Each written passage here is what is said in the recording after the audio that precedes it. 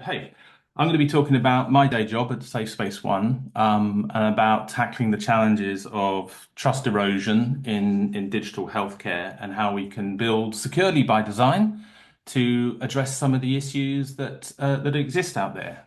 So,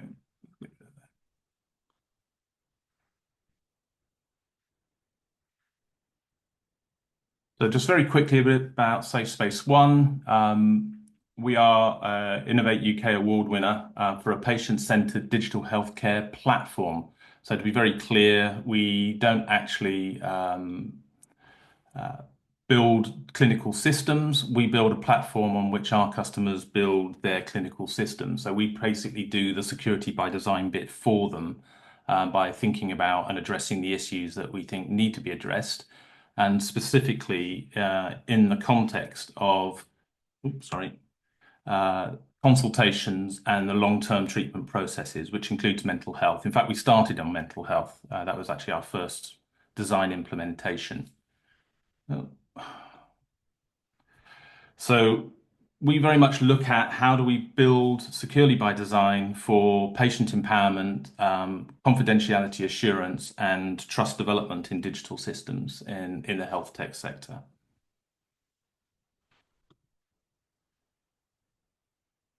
So let's talk a little bit about trust and what it is in the clinical context. And the good news is when you start out as a clinician and a patient walks through the door, 80% of them will trust you. That's what the analysis and statistics show. They'll basically assume that you have the appropriate expertise. They'll assume that you are benevolent and have their best interests at heart. And they'll generally have confidence in your clinical integrity. So that's the good start point. So the big question really is, given that that's the start point at the personal level between patient and clinician, do we have that same level of trust in the integrity of our digital health solutions? And to a large extent, that's what this talk's going to go through. It's talk about that integrity of our digital solutions and, can we get them anywhere close to that personal level of trust assumption? Because when digital's an intermediary for the communication, it's got to be as good, or if not better, if it's going to not undermine trust in the digital engagement. So the biggest challenge really is that most system architectures start with a basic assumption of the integrity of the IT staff and their cybersecurity teams.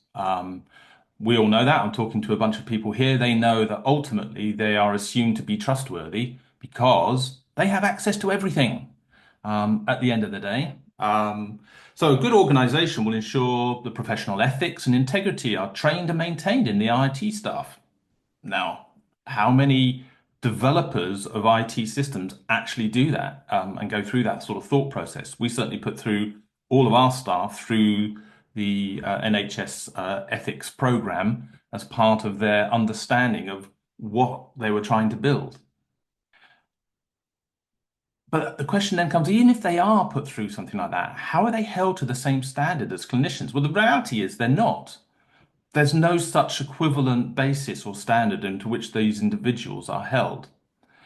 And if you go back from the patient perspective and ask them the same question, they would just assume that it is, if assuming it, because clearly it has to be, right? It's just logical that the two would be aligned, except they're not. And that's pretty fundamental to the trust equation. To go back out to the market and try and understand where people, as in patients, come in and their assumptions around the ethics of the management of their data, 87% would say, yeah, yeah, of course, it's really important that my information is managed ethically. But when they actually measure it against specific providers, obviously social media is right down at the bottom there. Pretty much everybody knows that there are no ethics in that game. But even the NHS only achieves 59%, which leaves a 28% gap between where they are and people's expectations in terms of their ethical expectations.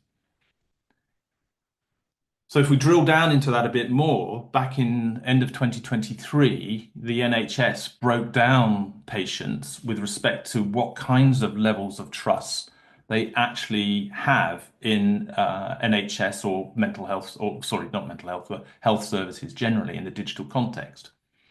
And this number shows that you've got here about 41% are generally trusting. They either just give you total trust in your digital systems, or they assume that they should be able to trust you because they've got to. But then very quickly you move into the, yeah, I kind of know, but I also know I probably shouldn't entirely trust those digital systems. And then nearly half are down here at this level of either some level of concern, distrust as their start point in the digital system, moving down to an assumed distrust. Yeah, I just basically assume that I can't trust these buggers. And then you've got the immovable 10%, and it is as high as this 10% who just don't trust large scale institutions of any sort with their data and just think everybody's out to get them. Um, and in some cases, they're not entirely wrong. So you've got quite a wide spectrum. But if you go back to that 80% number I gave at the beginning, which is when a patient meets their clinician and that expectation of trust, and then compare it to this, you can already see that there's a very large gap between the reality of people's trust in digital systems and the trust they have in the management of their data and the relationship of trust that they would have with a clinician, which we are attempting to translate into the digital world. It's a big gap. So there's another analysis that was done back in about the same time by the Health Foundation. They looked at it slightly different, and they looked at it from the point of view of people's attitudes to their data use. And overall, people think that technology improves the quality of healthcare, and they're overall supportive of its possible uses. So despite the trust, they're kind of saying, yeah, go for it. This tech stuff's going to be good for us. So, make it good. So there's a high degree of optimism out there in the community. But there was some further analysis that really drilled into it. And what I found really interesting was this statement that those that empower people to manage their health and better connect them with the NHS, or should we say a service provider, seem to be more popular. So it's really interesting, those two words, better connections and empowerment. And that's kind of where Safe Space One is really focused, is around that empowerment and connectivity function. So we found that really, really interesting that that's what the Health Foundation found. But trust in digital systems is also different when there are consequences. So, unlike interpersonal trust between thee and me, which generally is recoverable after a failure, I can apologize, I can be sincere, you can believe me or choose not to. There's a possible recovery of trust. Generally speaking, when machines fail, the loss of confidence in their predictability and reliability leads to a much longer term, if not permanent, loss of trust. Um, so when digital is the intermediary for healthcare communication, whether it's an audio-visual call or a communication of information between clinician and patient, then the integrity of that service becomes just as important as the trust in the clinician.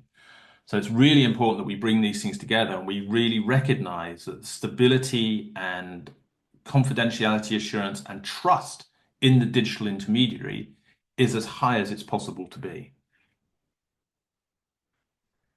So just looking back, take a step back from the individual level and more to the societal level. The trust is expressed in a lot of different ways. In society, it's an attitude of confident expectation in an online situation that one's vulnerabilities would not be exploited. So that's kind of where trust comes in.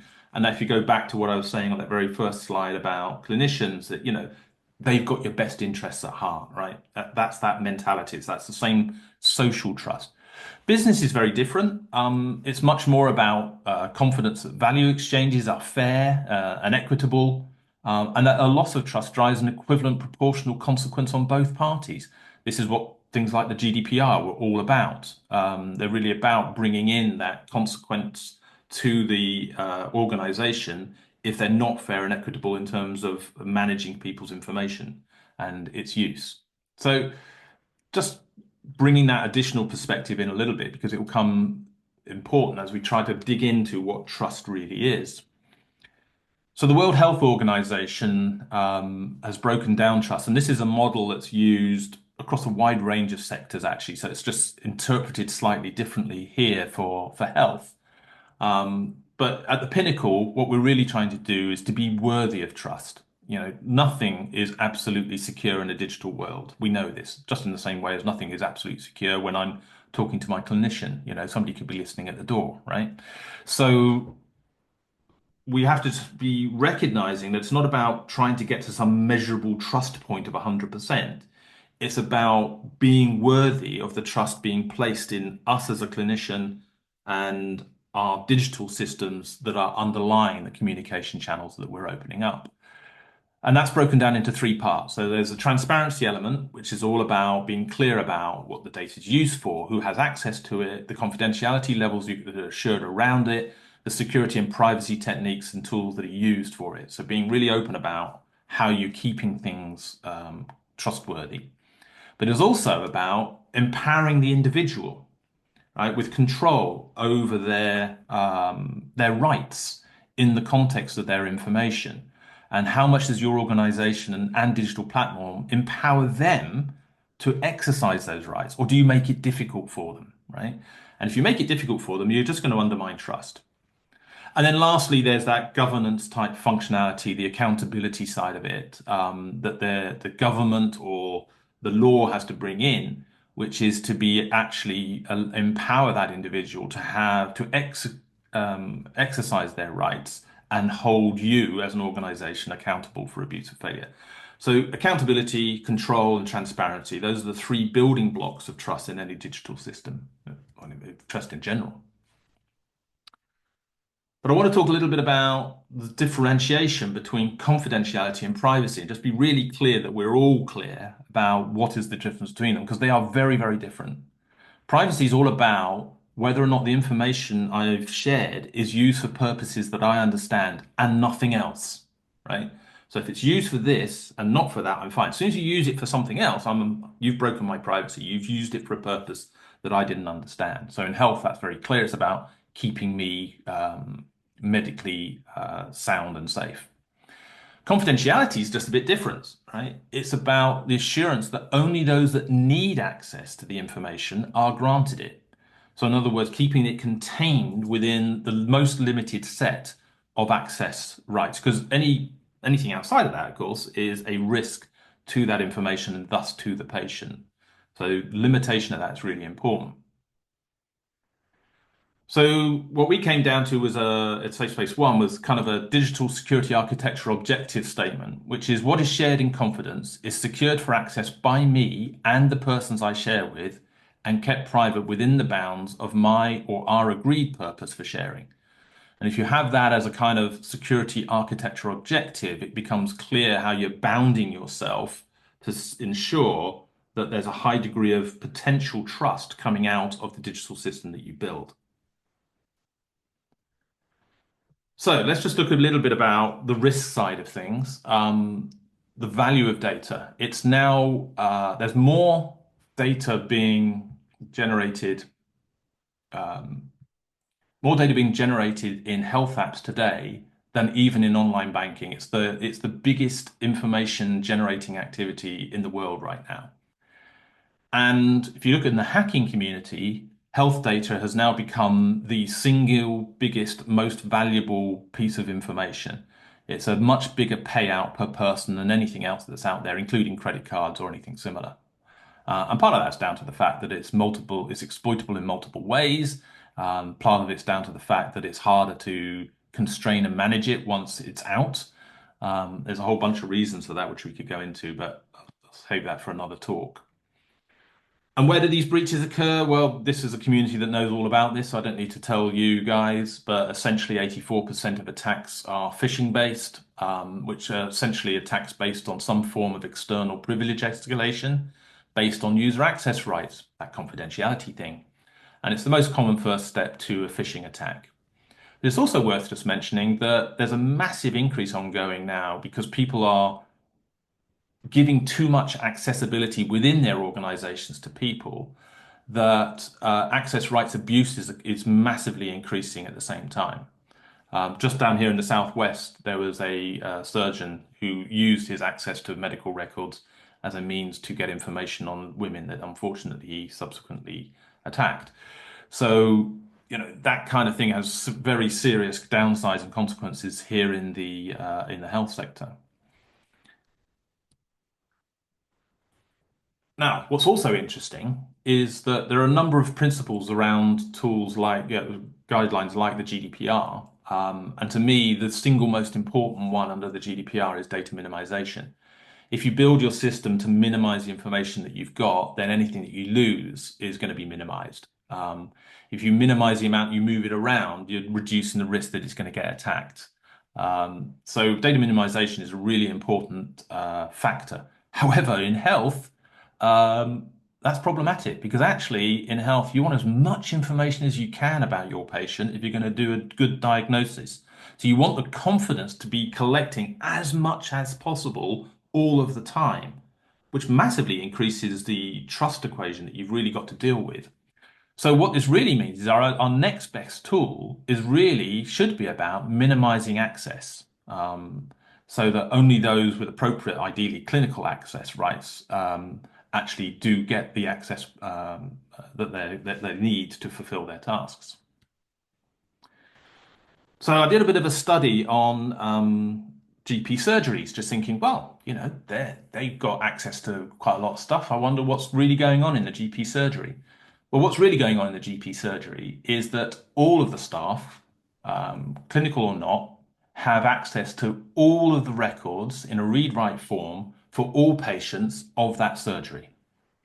And they do this in order to maximize the efficiency of their overworked doctors. So they basically have to, make it really easy for them to be able to get support from their internal organization to get their jobs done. So that's kind of like we've already started to push the boundaries of that confidential assurance tool that we've sort of said. So their method of security is trust but verify. However, what I also discovered was that only about 1 in 10 practices actually have an IT person or organization managing their systems as a subcontracted element. And 90% of the time, the practice of verifying is done by somebody called the practice manager, who is either a glorified receptionist who's been there for many years and knows how things work, or is a financial manager, but they're certainly not an IT person and they're certainly not a cyber person. Now, the NHS themselves will probably do some log back end stuff on some of this thing, but the reality is the first line of defense is the practice itself. And I'm afraid to say they're not actually doing an awful lot of verification for good reasons from an organizational efficiency point of view, but very problematic, as I'm sure we're all very well aware. So what this does, of course, is it increases the attack surface for phishing attacks and insider attacks. It also, we saw, was that doctors start to become more circumspect about information sharing and what they put into the records that they're sharing. And templating has become the norm in a lot of this data, which allows for the NHS to aggregate everything and compare it, which is very nice. But actually, we're losing a lot of rich information that's personalized to me as a patient, that could be shared with others that could help in my care because we kind of got this horrible trust equation going on that's not really encouraging everybody to share everything all of the time with the right people, in an appropriately managed environment. So encryption management is really kind of central and key to getting the job done properly. So I'm not going to spend a lot of time on this slide because you guys know about encryption management, but it is key to access rights enablement, of course. So what about if we thought about the information management slightly differently? What about we started to think about the fact that the IT team having access to the content information is problematic for that trust equation? So rather than using cloud-based, IT-based client server models for the information security, so information encryption, why don't we do that peer-to-peer? Why don't we push out to the edges those that have access rights to the content? We're still going to need our IT department to be able to manage access, so there's still going to be some challenges in that area. But a lot of the tools that exist out there are quite good at giving us good control as to who have access to what. But I believe, or we believe, we can significantly improve trust if we can encrypt the information away from the IT department and also constrain thereby the number of people who have access to the health information. So we think that end-to-end encryption, taken out of the messaging context and put into a permanent use mechanism in the back end of a service provision, provides a very interesting way to enhance trust in digital systems development. And essentially, what we're really saying is that we stop thinking about protecting our organization, which is the mentality model of a client server security model. And instead, we focus on protecting the clinician-patient relationship. That's the most important thing in healthcare. If you're going to focus on anything at all, push it to the edges. Put the encryption key management into the hands of both the patient and the clinicians, and take it away from the IT department here in the middle so that they don't have access to anything content-wise, but they do have access to who has access, right? So they're still in control of the overall model, but they are not in control of the content, or not able to access the content, except through access rights, of course, which still needs to be protected against. So this, I think, really fundamentally shifts the thinking around how we architect our systems in health. And this is the model that we've been pushing forward. So in summary, we want to push organizational efficiency through digital. Doesn't have to compromise patient consultation confidentiality, as it currently does. Usability is not just about UI UX. It first encompasses careful thought about trust and confidentiality assurance. We're not going to have usable digital systems just because they look nice. We're going to have them because people trust them. And this is the really important thing. So that's us, that's Safe Space One. I'm open to any questions. Thank you.